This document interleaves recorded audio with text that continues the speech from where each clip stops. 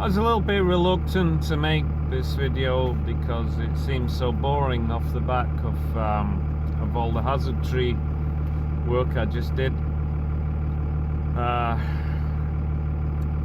I don't want to just keep turning out the same shit either.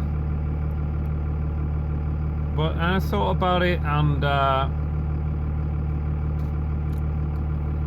the bottom line is that I make more money doing residential work, you know, than out subcontracting in the middle of nowhere on a hillside. Although that kind of falling and topping work looks exciting, it doesn't pay as well as just being here where I live. So I'll film this job.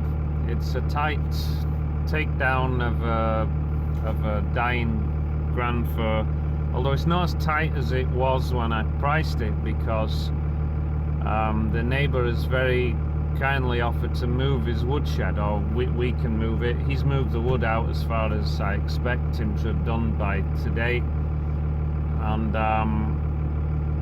so yeah, we're gonna still rope everything down. There is some room to drop the branches, but because the tree is dying, that many of them will shatter into little bits, which will make chipping more, well, it'll add time to the chipping, and it'll be tedious raking up instead of carrying branches over. So we'll try and rope down several limbs at a time. I did think about zip lining it, but when I noticed that there was some branches on an adjacent tree which are going to hinder the zip line as we get up into the higher portion of the grand fir. Grand firs, if you're not, or balsam firs, if you're not familiar with them, they're messy conifers, lots of resin bubbles in particular all over the bark, which pop and burst, get all over your lines, all over your friction hitch, all over your hands. It's not nice stuff to work with. I partly expected not to get this job because I was sure someone else would underbid it, but unfortunately they didn't, so we're stuck with this job. It is still against a building, so we have to be careful, especially with the logs when we're roping down the logs. So we not only have a rope to catch the logs, but a tag line as well to steer them clear of the building. For the same reason, we're not going to cut any huge pieces, no hero shots on this job, because it's I can't risk them folding and then swinging around and then perhaps bashing the building. You see, it's like a little water tower. So yeah, patience is the name of the game on this one. I've already been here once a couple of days ago to set up some lines and just do a bit of prepping, a little bit cutting up the tree, just to save time today when we get there, because you can lose a lot of time getting set up on a job like this. Okay.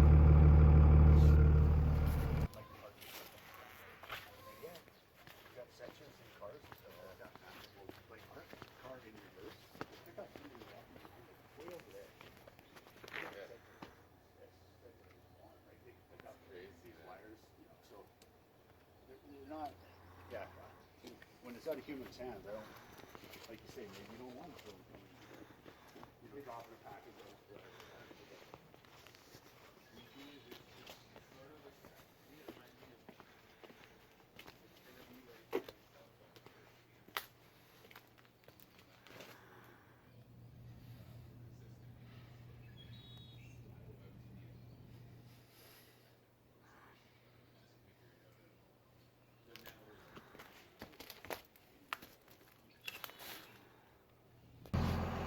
So he didn't move the shed. Did I mention before he was going to move the shed? He hadn't done fuck all. He hadn't moved the wood out. So it's still a tight removal.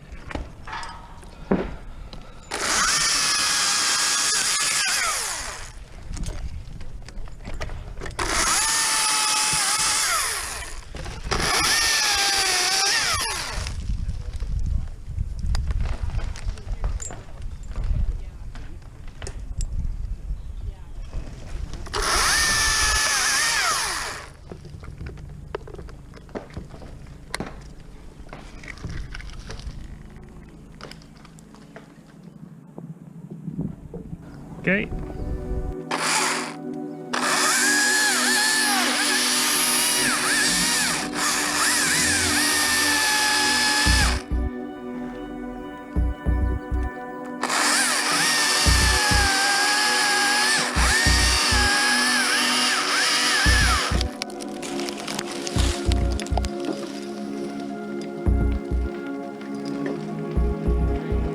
Well done, Dave.